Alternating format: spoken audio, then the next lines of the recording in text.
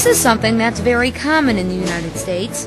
These are teens, Catholic and Protestant teens, working together with no religious conflict. But what makes this situation so interesting and worth telling you about is what brought them here to St. Mark's Presbyterian in Baldwin. These teens are participating in the Ulster Project, a program dedicated to building tolerance, trust, and ongoing positive relationships between Roman Catholics and Protestants in Northern Ireland.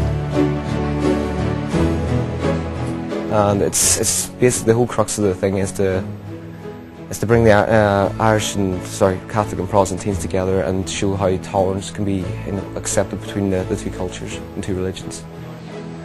12 of these teens are Northern Irish, 6 boys, 6 girls, 6 of them Protestant, 6 of them Catholic. And they've come to St. Louis to live with American teens and their families and put aside political differences. The idea was to find some churches and some cities throughout the United States where the Catholic and Protestant teens could come in a common forum and meet one another. Quite often in Northern Ireland they don't meet people of other faith. So this gave them a chance to meet one another, have fun with one another, learn with one another, and discover with one another. To understand why the Ulster Project is so important, you must know about the Troubles in Northern Ireland. Ireland is a country that's been at war with itself for 8 centuries, and since 1921 has been divided into 2 political units, the Republic of Ireland and Northern Ireland, which is still a part of the United Kingdom. You see, in Northern Ireland there is a division between Catholics and Protestants.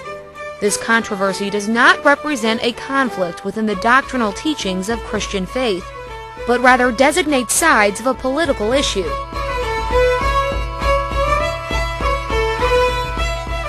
Here's where the conflict lies. In Northern Ireland, Catholic refers to a large minority once discriminated against, wishing to reunite Northern Ireland with the Republic. On the other hand, Protestant refers to members of the former ruling class, still loyal to their British roots, wanting to keep Northern Ireland a part of Great Britain. This conflict has been complicated by militant radicals, and violence is often regarded as a political tool on both sides of the issue. And that's where the Ulster Project comes in. Ulster refers to the 6 counties that make up the territory of Northern Ireland. The teens who participate in the program live in communities that are isolated and separated from others, meaning Catholics and Protestants do not mix. But when they come to the United States, when they come to St. Louis, their political affiliations are left behind. We create the environment for them to get along, and quite often I have no idea, and most of the other people don't, who's Catholic, who's Protestant, and sometimes who's Irish or Northern Irish and who's American. This is Ursula Mcginnis. She's 15 years old, lives in Belfast, and as she explained it to me, participating in the Ulster Project is a big deal in her part of the world, something many kids, both Catholic and Protestant, want to do. You have to write like an essay about leadership qualities and stuff like that. And there was like 60 people in my school applied from my year, and only like 22 people got places.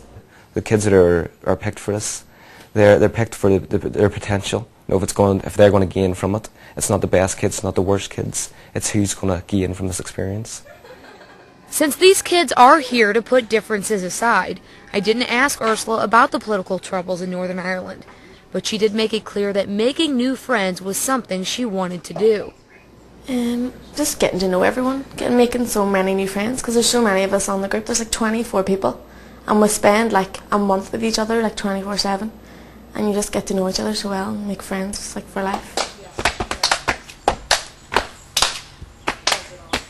Like I mentioned earlier, 12 of the kids are the mix of Protestant and Catholics from Northern Ireland, and the other 12 are St. Louisans. They're the teens from the American host families. Ursula is staying with the Tan family in De Pere. She and Katie, a sophomore at Nerix, have become fast friends, and their summer is packed with social activities. There's float trips, cardinal games, and parties, but there's also service projects. The teens work together at food banks, child care centers, decorating a Bible school at a local church.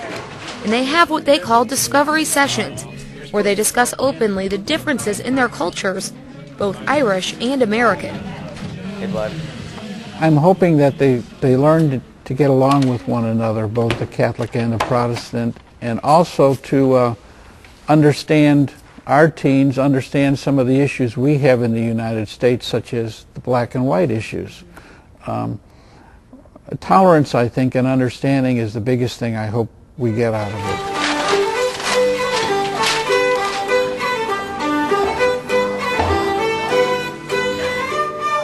St. Louis is just one of 28 U.S. cities that participate in the Ulster Project, and in the month of July there were roughly 250 teens from Ulster here in the States.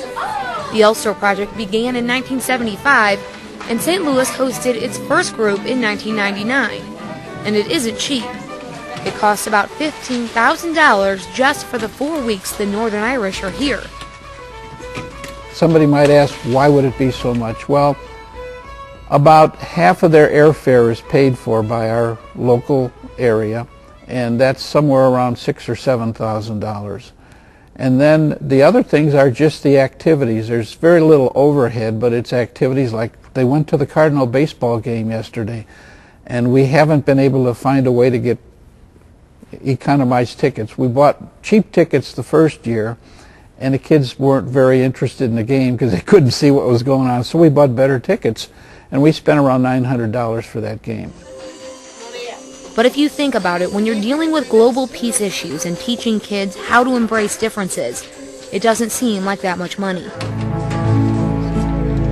What I like to think is it's one of the few things that I know of where you can be working on the front line of world peace in your own little quiet way. I mean, because you're really dealing with the people that are going to be the diplomats that go back to Northern Ireland and promote peace. And it's not sending money or it's not sending a gift, it's actually working with the people and helping to, I guess, mold and share ideas with them.